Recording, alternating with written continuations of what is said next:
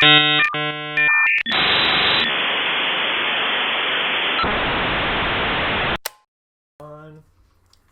we are live. And we're live. Hello, everyone. Live and in color. And real live Technicolor. Actually, I'm Yes. gonna... Whoa. Wow, I need to remember to turn that volume down. Thanks for hosting, Tia. Hello, the Tia. But yeah, welcome everyone to the first stream of the new year. So, you had a different phrase besides the traditional phrase for New I don't Year's. have a specific phrase for it. Oh, okay.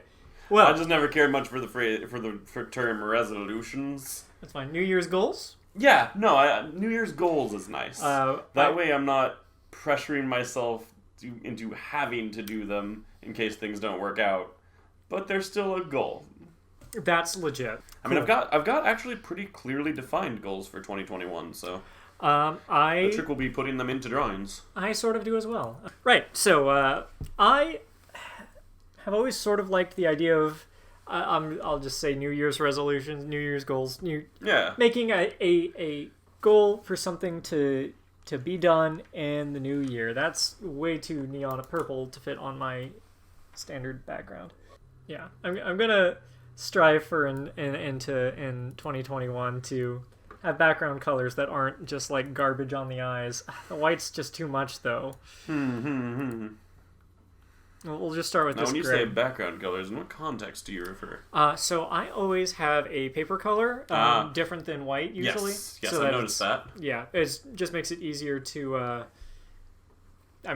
figure out when I fucked up filling something. Fair. I'm a very, how should I say, task-oriented person. Very, very time management-y.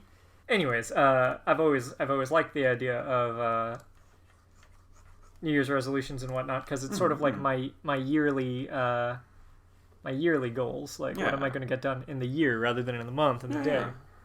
And I'm happy to say ever since I became an adult and started actually making them, I think I've pretty much made all of my resolutions. Nice. I got about a 50-50 record. And, depending on how you use them for, I'm not saying that as like a, ooh, look at me, I can make all my resolutions.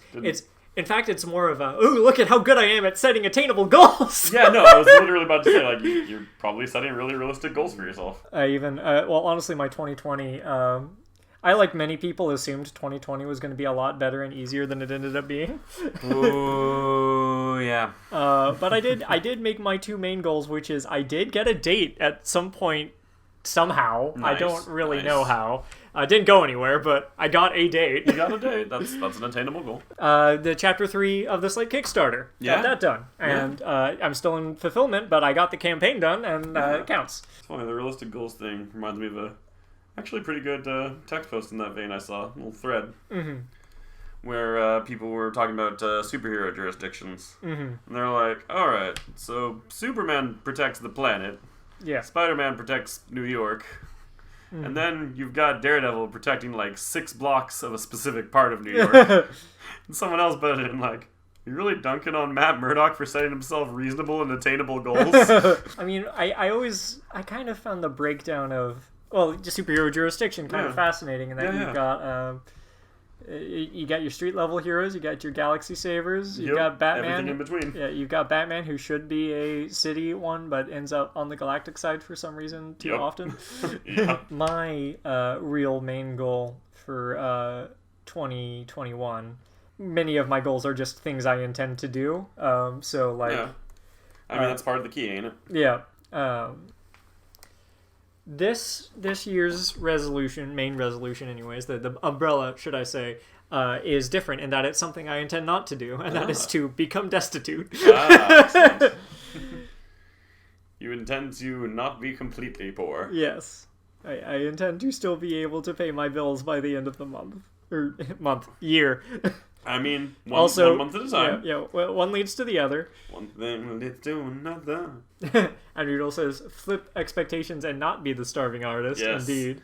Be the reasonably full artist. So, I'm basically gonna draw myself destitute here. And then maybe put a big no sign through it? Pretty much, that's the plan. Draw plan. it into existence? I noticed something today at work that I was actually very pleased by. What is that? I'm getting specific wrinkles that I've always wanted. Neat. Yes. Which is, something to look forward to. Like, if you allow yourself to acknowledge that you will get creases and or wrinkles, it's a natural part of life, you can get excited about ones you might actually want and therefore destigmatize them. That's cool. I had always hoped I would get those, like, eye crinkles when I smile. Mm-hmm. I fucking do that now. That's cool. I was in the mirror. I was thinking about my fiance. I was smiling. Oh. Man. Shut up. I think about her often. I mean, I don't know. I'm a bad judge of this, but I have heard tell that you do often think of the people you are about to marry. Yeah, fair. I noticed my eyes were doing the crinkle thing, and I'm like, oh, sweet. So that's going to be a thing as I continue to get older. I'm down for that. It's cool. Yeah. I mean, like, isn't there some science behind, like, the facial expressions you make lead to the wrinkles you get? I feel like that's the thing. Yeah. No, I'm going to get all the frowning ones. Yeah, or all the worry ones. Yeah. Which tend to mostly just show up in your forehead. Pretty much. It kind of determines, like, what your resting face is going to be when you're older. Mm-hmm. So, yeah, you'll either kind of have a resting worry face, a resting angry face, or a resting happy face. I knew a dude, actually, who'd apparently been very angry in his youth. Mm-hmm. He was in his 60s. And, yeah, no, he always, like, just his natural baseline face, he looked like he was furious. He never was. He was the sweetest guy. It's just he had spent so much time being angry in his 20s that it affected his face in his 60s. So he just always looked angry. Mm-hmm. Let's see. Kay Penguin says that she's getting happy wrinkles.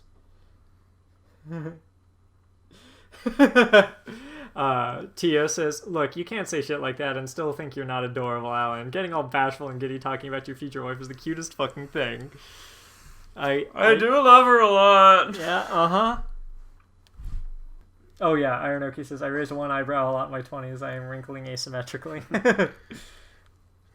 Jerry is a Vulcan who is socialized by humans.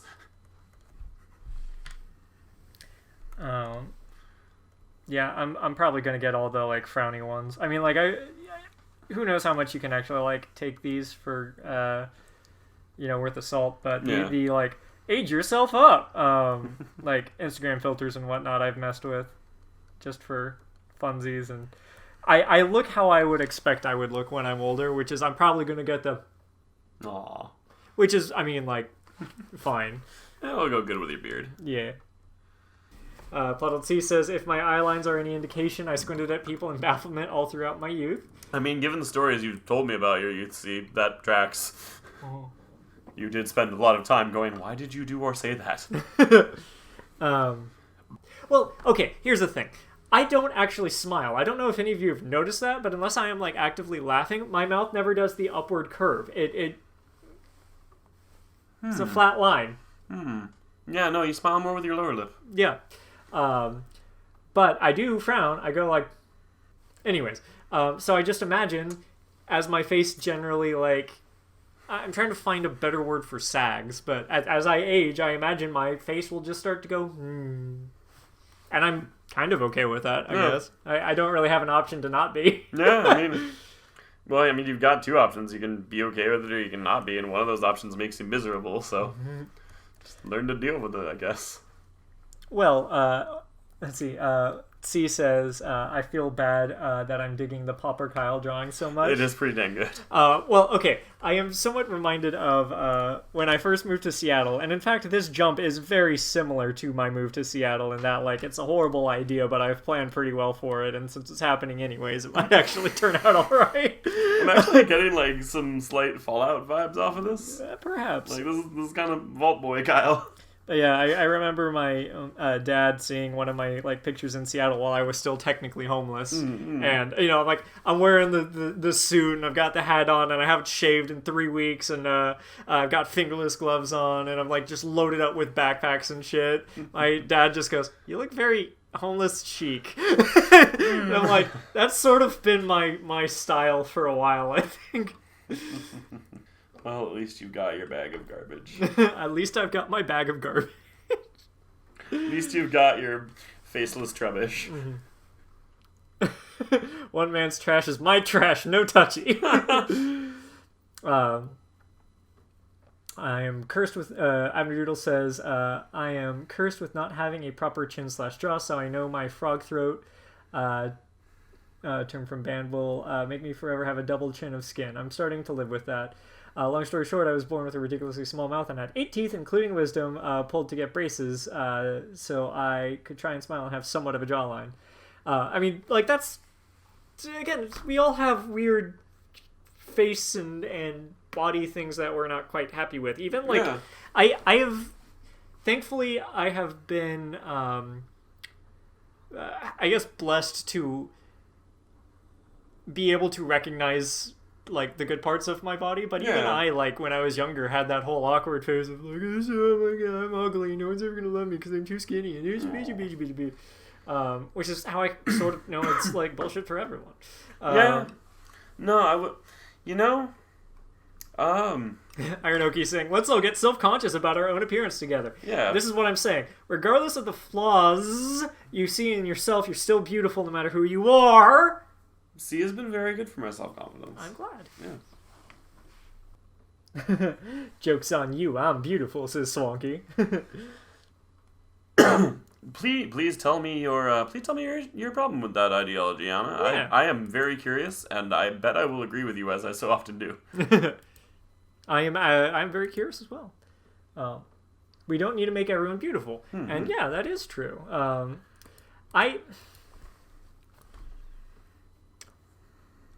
You get kind of into these, how should I say it? Semantic circles where, like, you need to find the philosophy that helps. And yeah, like, we need to deconstruct the need to be beautiful in our society, and that's over inclusion is pretty bad. Okay, yeah, these are all good points. I guess what I try and say when I come to that is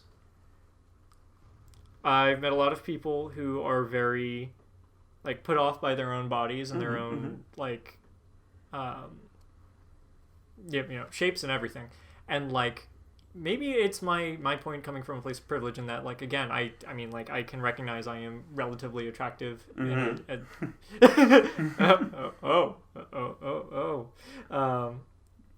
And so maybe that's why I take the approach of everyone is beautiful, because I can, like, recognize my own beauty, so to speak. I do really like, and what Anna just said, this specific phrase really sticks out to me, is what we need is radical acceptance of ourselves. And really radical acceptance in general. That's something that really strikes to me in particular. No, to sum it up in a different way, there was a post I saw once that summed up as essentially the solution to it was a body positivity thing, as is, like, a big issue with me that I can explore and talk about 4 hours at length. But essentially ended with the is the wrong approach to body positivity to simply expand the definition of beautiful. My body reading from K Penguin, my body acceptance is like, my body is functional. It can do the things I need it to do, and that means it's good. But I also feel like, like to feel like I look nice. But the definition of looking good is so slippery that I try and figure out what makes me look good and stick to those outfits, hairstyles, etc.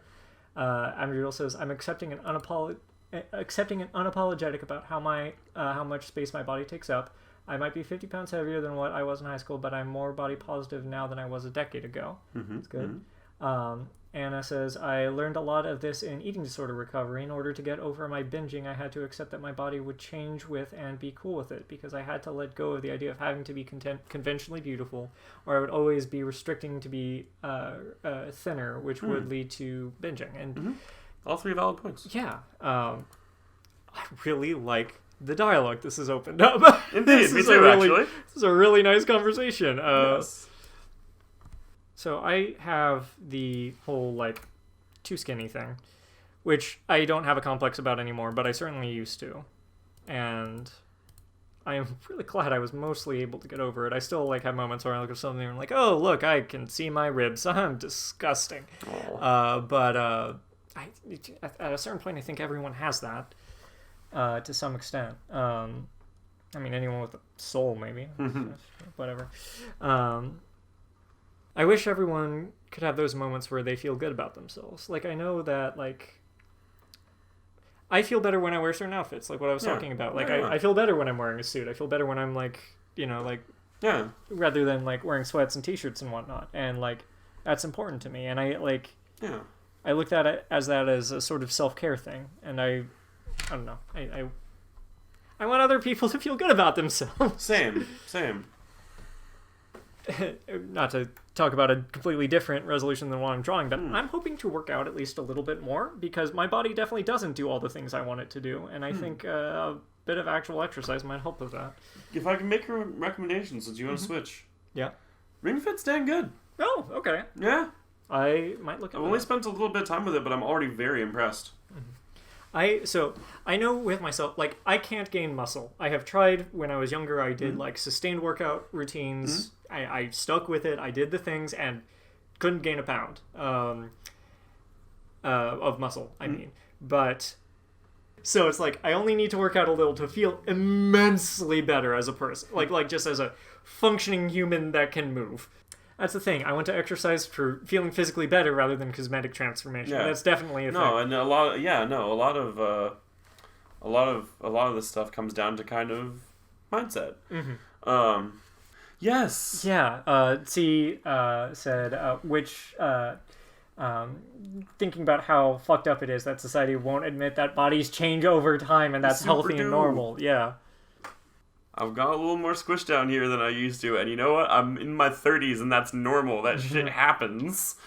I need to read what Inoki just posted. Okay, please do. After Santa comes on the 25th, Kyle the New Year's skeleton comes with his bag of garbage to give all the sad children extra bones.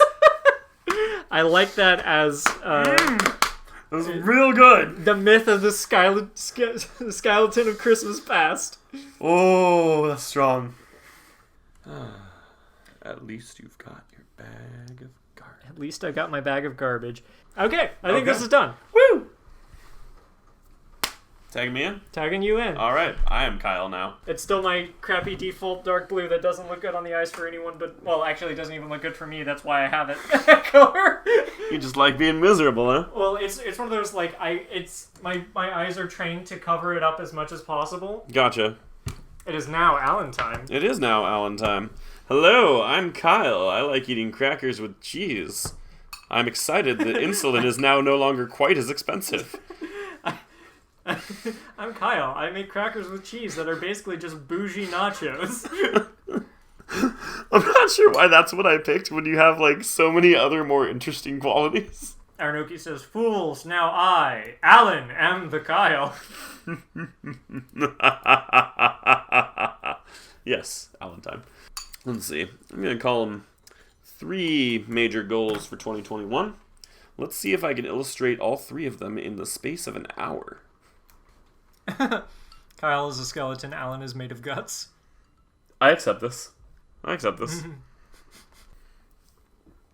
Alright, now the actual doodles commence.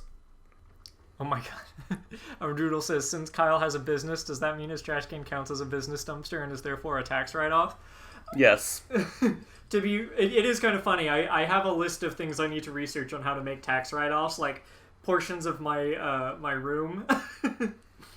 I mean, that's an easy one, but it is kind of funny because in 2021, almost everything is going to be a business expense for me. Well, I can't make more comics if I haven't eaten. Gary and I have been working on I helped Gary do a voice for his podcast that's coming out in a couple of weeks, which you guys should totally listen to, Stories for Monsters. God knows I'll be, like, plugging that because it's really cool. But I helped do a voice for one of the episodes. And as sort of, you know, like, favor payment, he's helping, like, direct me for my own podcast I'm wanting to do.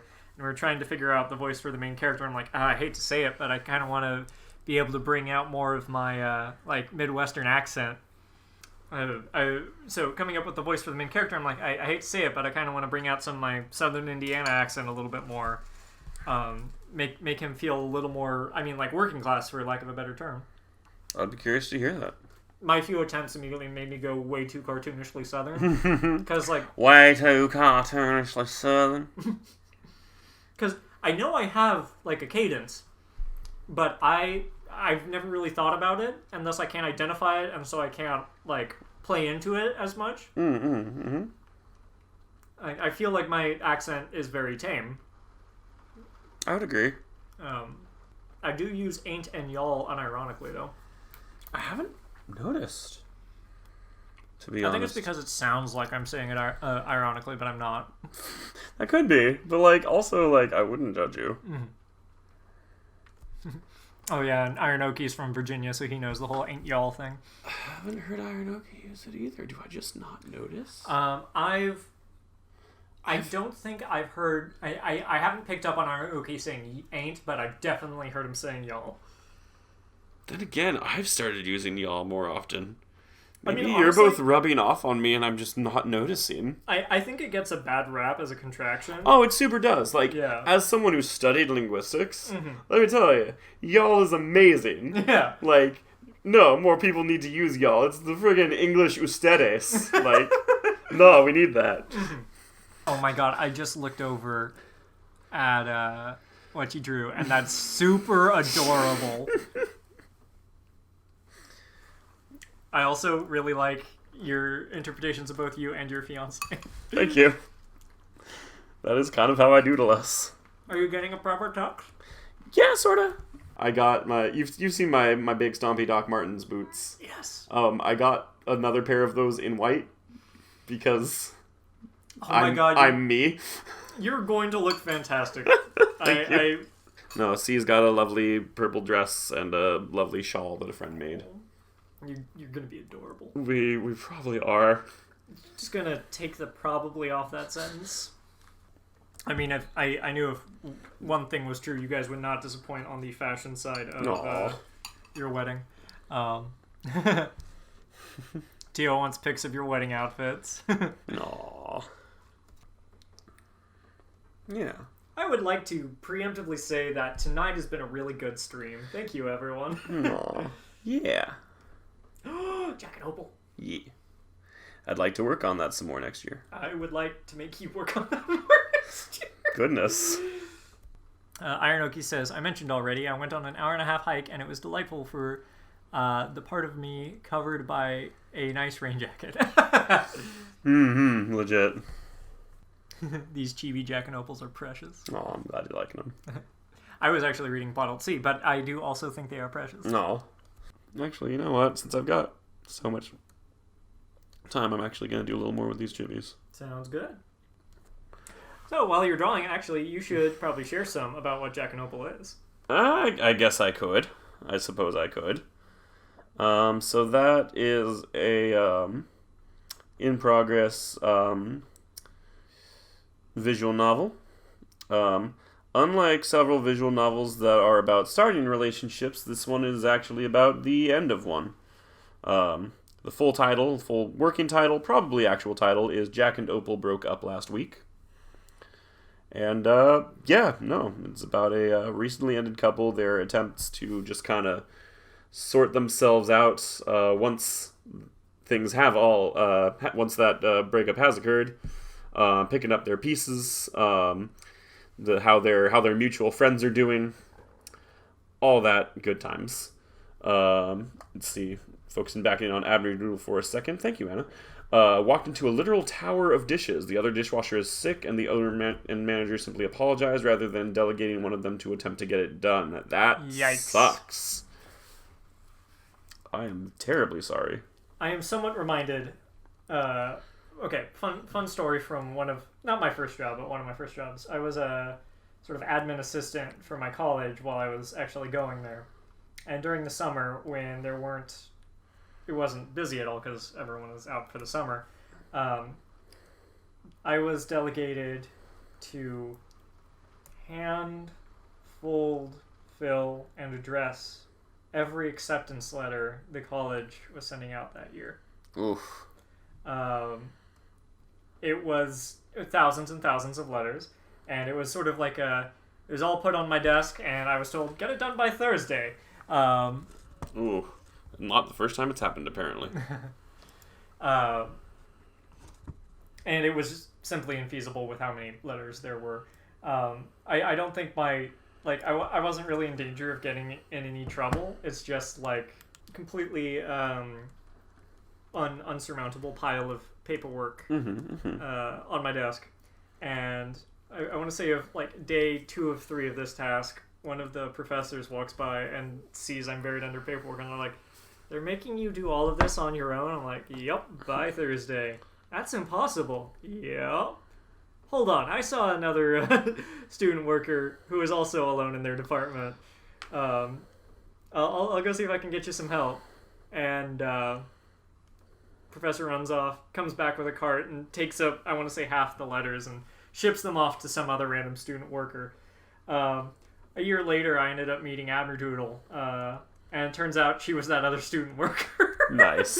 Because Abnerdoodle started telling the story about how one of the professors, that same professor, had just wheeled in a whole bunch of unfilled letters. It's like, "Hey, this poor guy from the university divisions is completely overwhelmed. Can you help him out?"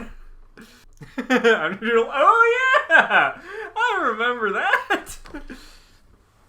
Oh man, I like your open mouth screaming. Bah! Bah! Oh. You knocked something over. I sure did. It's okay, it's always a mess. Okay. Our fates were intertwined that day, Abnerdoodle says. 2 fates locked in combat. Well, I've still got like 15 minutes. Color! Yeah, yeah, good color. Things. Doesn't have to be good color. Homer. Okay, Marge Simpson. Homer. What's my character arc, Marge? Shall we, I guess we're kind of at our time. Yes, yeah. No, I guess that's time. Yeah. Well, thank you everyone for joining. Thank you everyone for attending. I hope both we are able to meet our New Year's goals as well as you are able to make yours. Yes. This has been a really good night. I love the conversation we had. I am really... Success! I'm really looking forward to 2021 with you all and with Alan and with the stream and all the stuff that hopefully will happen. I hope you all have a great night. And before I go, of course, thank you to my patrons, especially Plotholtz, the Abnerdoodle, Tia, Chocolate Bliss, and Saberfly. And yeah, thank you everyone. Have a great night. Take care.